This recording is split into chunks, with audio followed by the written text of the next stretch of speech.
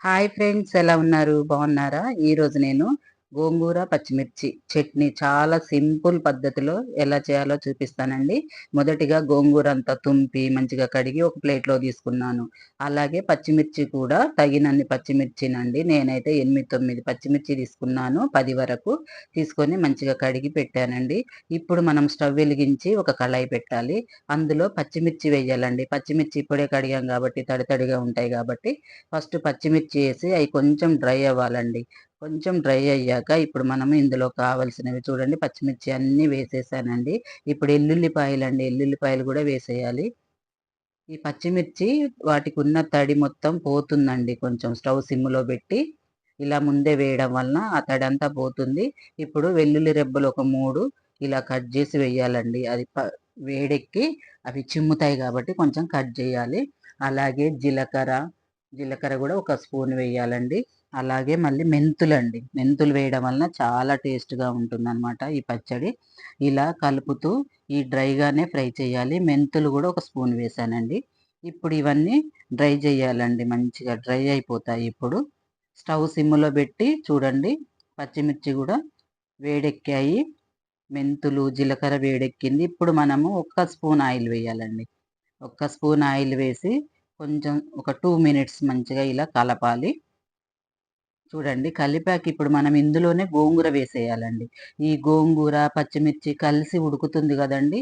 పచ్చిమిర్చి గూడా చక్కగా పుల్ల పుల్లగా ఈ పులుపంతా పచ్చిమిర్చికి పట్టేసి ఇలా సింపుల్ పద్ధతిలో చేయొచ్చండి. చాలా టేస్టీగా కూడా ఉంటుంది. ఆ కడిగిన గోంగూర గూడా మనం ఇలా పచ్చిమిర్చిలో వేసేయాలి. మొత్తం కలిపి సిమ్‌లో పెట్టేసి స్టవ్వు కొంచెం ఉడికే వరకు చక్కగా కలుపుతూ ఇలా ఫ్రై చేయాలండి. చూడండి ఆకంతా దగ్గరకయిపోతుంది. చక్కగా ఫ్రై అవుతుంది. అలాగే ఆకుతో పాటు పచ్చిమిర్చి గూడా చక్కగా ఫ్రై అవుతుందండి. చూడండి ఈ విధంగా ఫ్రై చేయాలి. కొద్దిసేపు మూత గూడా పెట్టాలండి. చక్కగా మగ్గినట్టుగా మంచిగా ఉడుకుతుందనమాట. గోంగూర, పచ్చిమిర్చి ఇవన్నీ మంచిగా ఉడుకుతాయి. ఇలా మూత పెట్టేయాలండి. ఒక 1 మినిట్ చాలండి. మూత పెడితే అందులో ఉన్న వాటర్‌తో పాటు చక్కగా గోంగూర గూడా ఉడుకుతుందండి. పచ్చిమిర్చి గూడా ఉడుకుతుంది.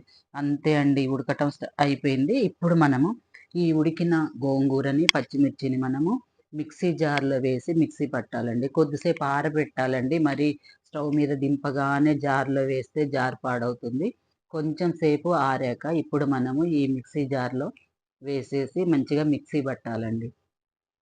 ఒక 5 మినిట్స్‌లో అయిపోతుందండి మంచిగా గోంగూర చట్నీ. చాలా టేస్ట్‌గా ఉంటుంది. చాలా సింపుల్‌గా, ఈజీగా చేసేయొచ్చు. చూడండి ఈ విధంగా జార్‌లో వేశాక ఇప్పుడు మనం ఇందులో సాల్ట్ వేయాలండి.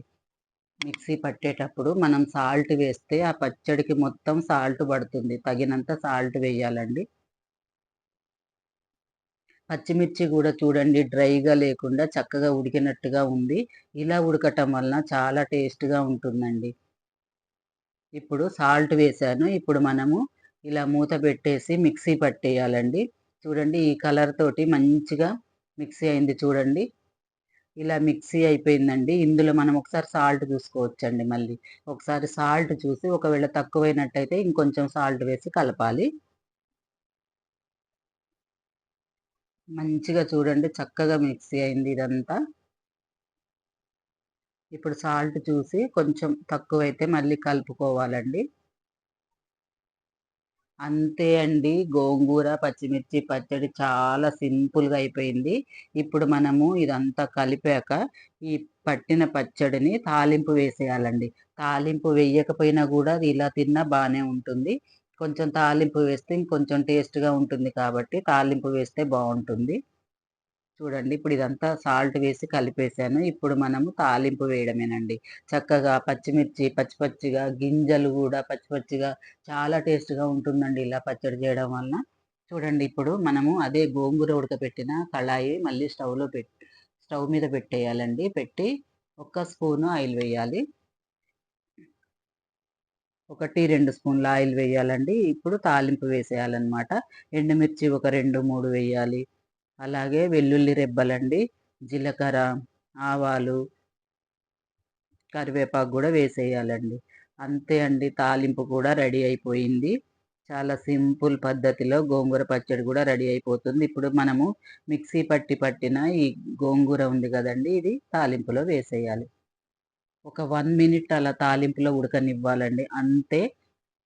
టేస్టీ సింపుల్‌గా చేసే గోంగూర పచ్చిమిర్చి పచ్చడి రెడీ అయిపోయిందండి. ఈ వీడియో నచ్చితే చూడండి ఎలా ఉందో. మీరు ట్రై చేయండి. లైక్ చేయండి, షేర్ చేయండి, నా ఛానల్‌ని సబ్స్క్రైబ్ చేయండి. చూడండి ఎలా ఉందో. చాలా టేస్ట్‌గా ఉంటుందండి. చాలా బావుంటుందండి. ఈ వీడియో అంతా చూసినందుకు థాంక్ యూ ఫర్ వాచింగ్.